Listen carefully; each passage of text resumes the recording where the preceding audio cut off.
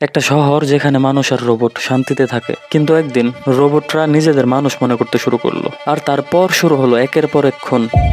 এই কেসের তদন্তে নামে এক মহিলা ইন্সপেক্টর, কিন্তু সামনে আসে এমন এক রহস্য যা বদলে দিতে পারে মানুষের সংজ্ঞা। আজকে বলবো এমন এক অ্যানিমের কথা যেটা হয়তো তুমি নামও শোনো নাই, কিন্তু একবার দেখলে ভুলতে পারবা না। 2006 সালের এই মাস্টারপিসের নাম Ergo Proxy. Dark, philosophical, suspense আর সাইবার পাঙ্কের নিখুঁত মিশ্রণ। এটা হলো রোমডো নামের এক গম্বুজে ঢাকা শহর। পোস্ট অ্যাপোক্যালিপটিক, ভবিষ্যতের পৃথিবী। বাইরে পৃথিবী প্রায় ধ্বংস হয়ে গেছে, তাই এখানে মানুষ আর রোবট, যাদের বলে অটো রেপ, একসাথে থাকে। সবকিছু সরকারের কড়া নিয়ন্ত্রণে, একটা নিখুঁত সিস্টেমে। কিন্তু একদিন সবকিছু বদলে যায়। এক রহস্যময় ভাইরাস ছড়িয়ে পড়ে অটোরেপদের মধ্যে, নাম কোগিটো ভাইরাস। এই ভাইরাস রোবটদের নিজেদের অস্তিত্ব নিয়ে সচেতন করে তোলে, আর তারা আচরণ করতে শুরু করে মানুষের মতো। কিছু রোবট হয়ে ওঠে বিদ্রোহী, আর কিছু হয়ে যায় খুনি। এই কেসের দায়িত্ব আসে ইন্সপেক্টর রিয়েল মায়ারের হাতে, এক সুন্দরী কিন্তু কড়া মেজাজের অফিসার, যার চোখে শুধু সত্য বের করার নেশা। প্রথমেই সে দেখে এক ভয়ঙ্কর খুন, আর সেখানেই প্রথমবার সামনে আসে রহস্যময় প্রক্সি। প্রক্সি আসলে কি? মানুষ না রোবট, নাকি অন্য কিছু? সুপার হিউম্যান শক্তি আর বুদ্ধি তাদের হাতে। তদন্তের পথে রিয়েলের দেখা হয় এক সাধারণ লোকের সাথে, ভিনসেন্ট ল। দেখতে শান্ত, ভদ্র, কিন্তু তার অতীত রহস্যে ভরা।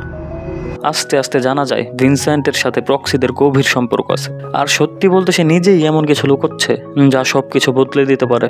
এই এনিমেটা শুধু অ্যাকশন না, রিয়েল আর ভিনসেন্টের যাত্রা আমাদের নিয়ে যায় রোমডো এর বাইরের ধ্বংসপ্রাপ্ত পৃথিবীতে। তারা দেখে অদ্ভুত সমাজ, বিকৃত সংস্কৃতি আর মানুষের বিবর্তনের ভয়ঙ্কর রূপ। এখানে একটা প্রশ্ন বারবার ফিরে আসে, আমরা আসলে কে? আমাদের পরিচয় কি কেবল স্মৃতি আর শরীর দিয়ে ভরা, নাকি এর বাইরেও কিছু আছে যা আমরা বুঝতেই পারি না? এরগো প্রক্সি এমন ভাবে গল্প বলে যেখানে অনেক কিছু সরাসরি বোঝাবে না। প্রতিটি এপিসোডে লুকানো থাকে প্রতীক, দর্শন আর ইঙ্গিত। এটা মাথা খাটিয়ে দেখতে হয়, আর তাই অনেকেই মাঝপথে ছেড়ে দেয়। কিন্তু যারা শেষ পর্যন্ত দেখে, তাদের জন্য এটা অমূল্য অভিজ্ঞতা। শেষের দিকে গল্প এমন জায়গায় যায় যেখানে ভালো মন্দ, সত্য মিথ্যা সব সীমা মুছে যায়। রিয়েল, ভিনসেন্ট আর প্রক্সিদের সত্য প্রকাশ পায়, আর দর্শক বুঝতে পারে এটা শুধু বেঁচে থাকার লড়াই না, বরং নিজেদের অস্তিত্বের মানে খোঁজার গল্প। ভিজুয়াল আর্ট, মিউজিক, চরিত্রের গভীরতা আর থিম সব মিলে এরগো প্রক্সি হলো একটা আন্ডাররেটেড মাস্টারপিস।